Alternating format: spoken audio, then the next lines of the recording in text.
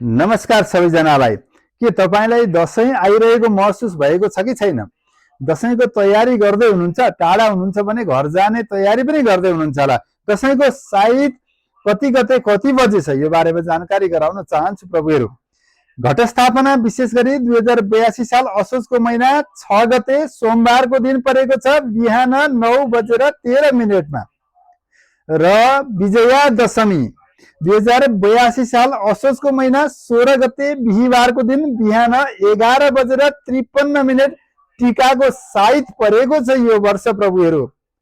पूर्व मोहडा अर्थात् टीका लगाई माग्ने व्यक्तिहरू मानिसहरू पूर्वतर्फ फर्किनु पर्ने हुन्छ यो वर्ष। सबैजनालाई आउँदै गरेको विजया दशमीको हार्दिक मंगलमय शुभकामना पनि व्यक्त गर्न चाहन्छु। देशले पनि समृद्धि शान्ति सुखतर्फ अगाडि बढेर जाओस्। तपाईहरुको जीवन पनि खुशीमय सुखमय आनन्दमय र हर्षमय रहोस्। पारिवारिक जमघटको समय रहोस्। यहाँलाई हार्दिक शुभकामना छ। नमस्कार, जय शम्भु।